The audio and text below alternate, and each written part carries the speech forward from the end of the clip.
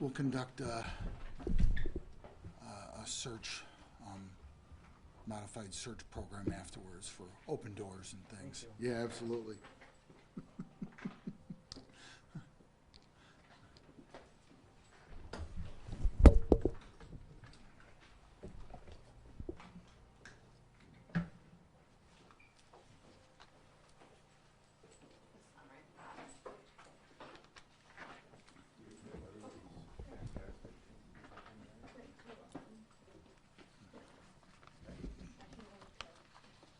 How you doing, Ray?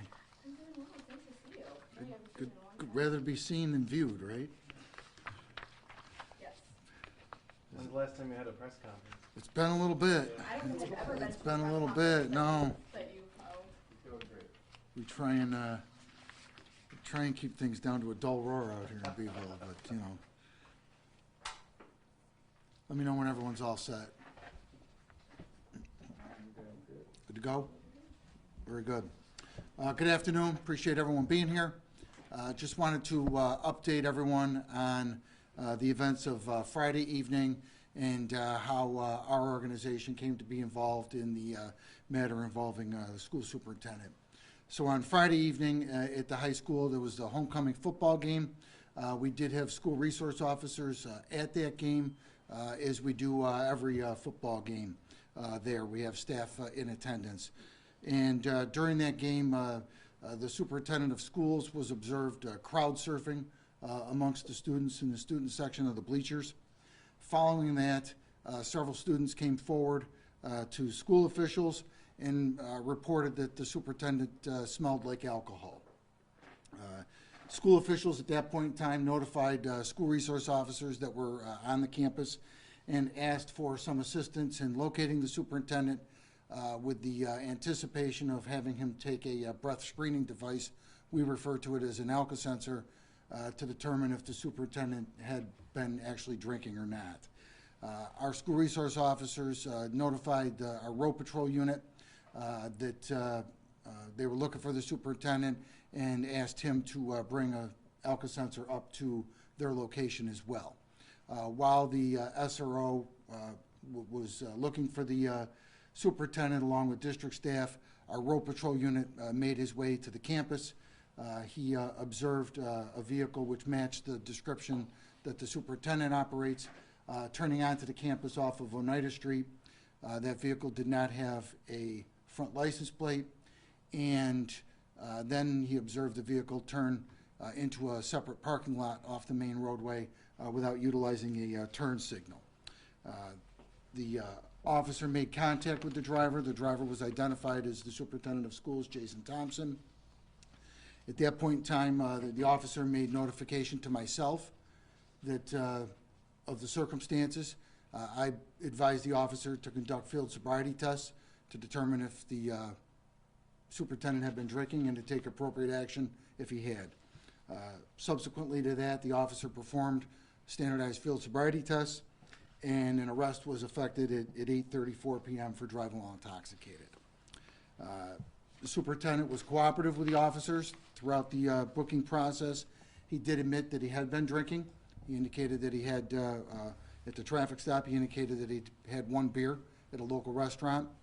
Back here at the police department, when asked how much he'd had to drink, he replied, too much.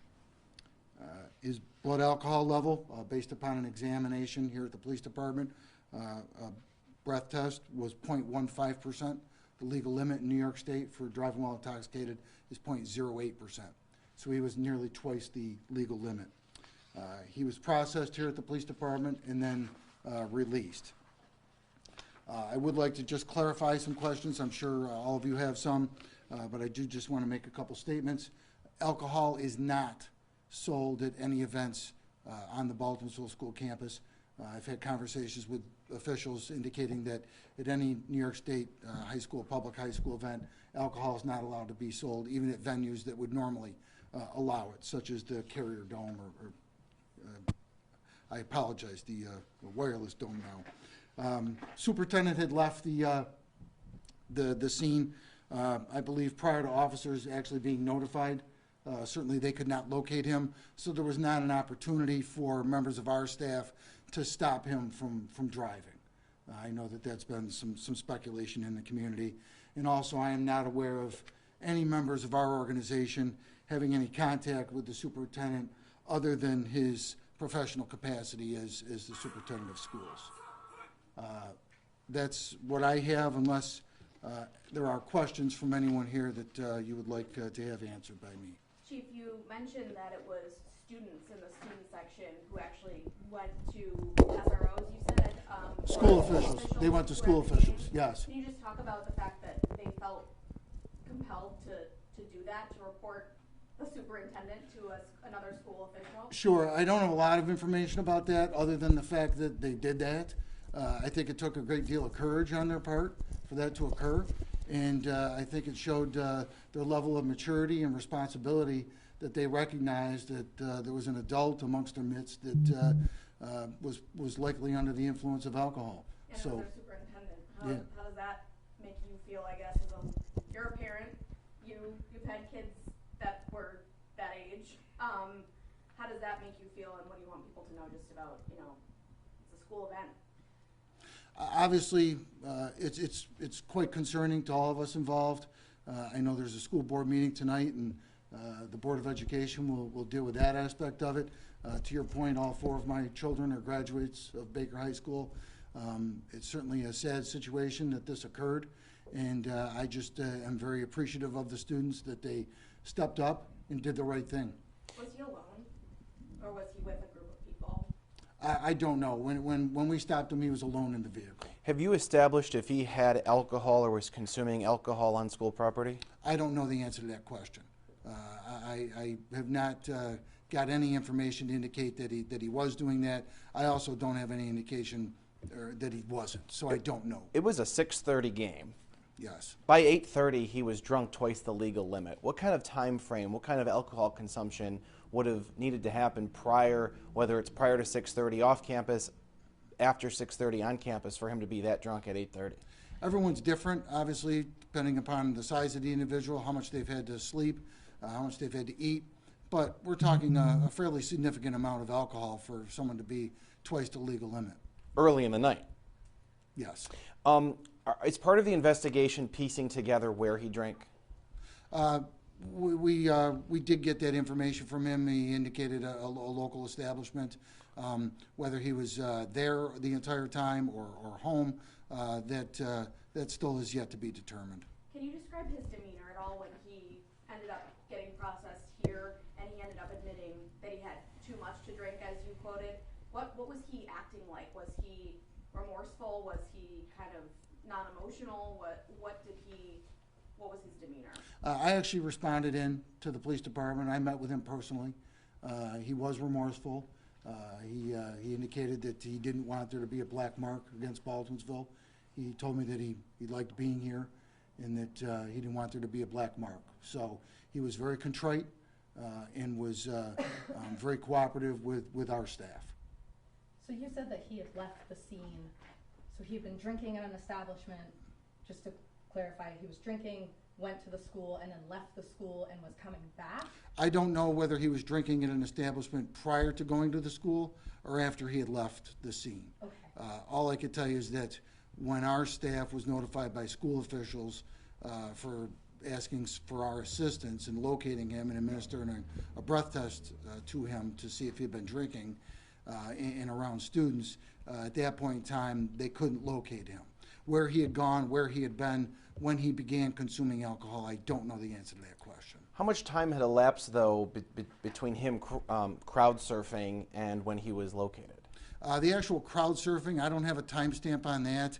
I know our staff was involved somewhere around 8 o'clock, maybe a few minutes before, a few minutes after. This traffic stop occurred somewhere around 8:10.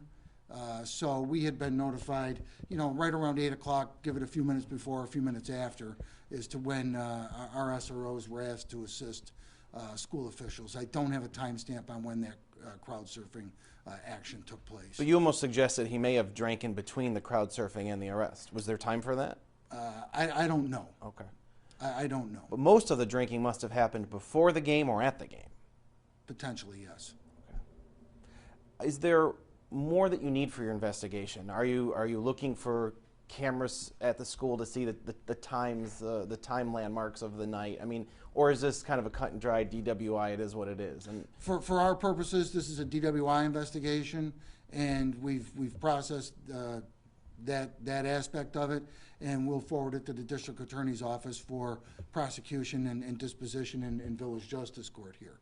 So obviously the school district may have more aspects of their investigation from a personnel side than we do, and I would refer you to them as far as that potentiality there. when he was spotted by your road patrol officers, he was in a public road but was turning back into school property. Correct. Do you know why he was trying to go back to school property after he had already left? That I don't know.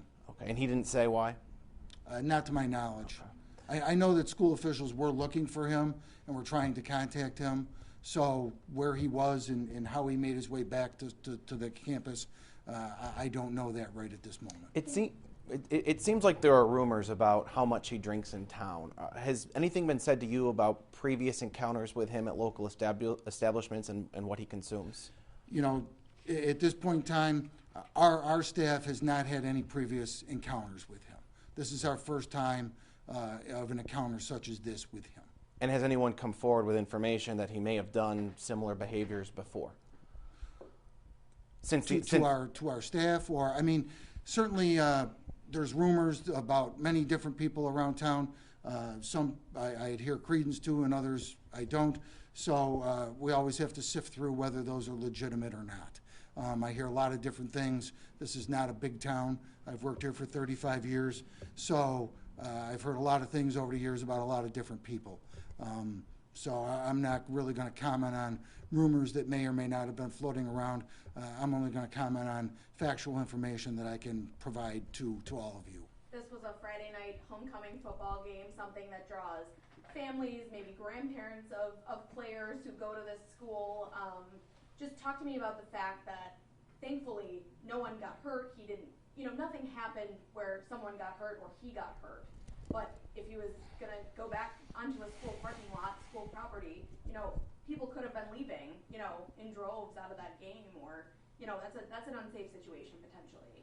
It is, and obviously DWI is a situation that we take very seriously in our organization, and to combine that with being on the school campus or around the school campus, and for that to occur here in our community, it scares me, just knowing that that could potentially occur and what the ramifications would that be.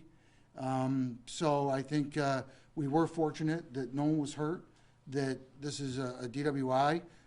It's an unfortunate situation, obviously, for a lot of different reasons, but I am thankful that no one was injured and that we were able to resolve the incident without anyone being impacted other than the driver of the vehicle. On that point, Baldwinsville is a pedestrian-friendly village. People walk to and from those games. Absolutely. People could have been leaving around those times, whether it's through the parking lot, through the sidewalks, through the village streets. How scary to think someone was that drunk, allegedly, when people could have been walking around.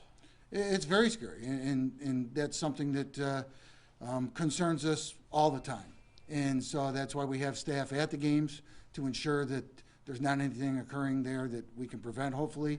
That's why we're trying to be as vigilant about traffic enforcement and DWI enforcement as we can be. And it's certainly a concerning issue for us as an organization and me personally. Yes. You said that the students said he smelled like alcohol, but no one saw him actually drinking that night. Is that correct? To my knowledge, that is correct. Okay. Anything else you just want to share with Beeville families in the community, parents of students, people who were, their kid was at that game? Anything you just want to tell them while you have the chance? Sure. I'm very proud of the individuals that came forward and said something. Very proud of those young people. That's not an easy thing for someone who's in junior high or high school to do, and for them to step up and do that, they should be commended for that, and I salute them for doing that. And it could have been different had they not chosen to do that. Without a doubt. Is there, I don't know if it'd be your office or the district attorney, but is there interest in surveillance video from bars or from the school? I mean, will more evidence be collected on this, or is your investigation over? Our investigation is pretty much over at this point in time. We have an individual that we feel solidly that was operating a vehicle in an intoxicated manner. We've made that arrest. We've processed that arrest. We'll forward that to the district attorney's office, and we will await their prosecution and disposition and handling. If further information is required, we'll certainly do whatever investigatory actions are needed. Is his car registered to New York State? I don't know that. I'd have to check the case file. I believe that is the case. Okay, and he's a licensed driver in New York State? Yes. Okay. But you said that the car didn't have a front license plate, is that correct? Yeah, and in New York State, it's required that that's the case. Or, So he's got a New York State registration, okay. because it's required in New York State that you have both a front and rear plate. If Where- your vehicle is registered in New York State. Any explanation as to why there was Why no he front didn't, plate? I don't know the reason for that. Okay. Because it could be he didn't put it on, or it could be he lost it by hitting something. I don't know. I don't know the answer to Okay. that question. Okay. Do you feel that he should continue to lead the Baldwinsville School District? That's up to the Board of Education to make that determination. Anything further? Thank you all for coming. Thank you for being available. Absolutely.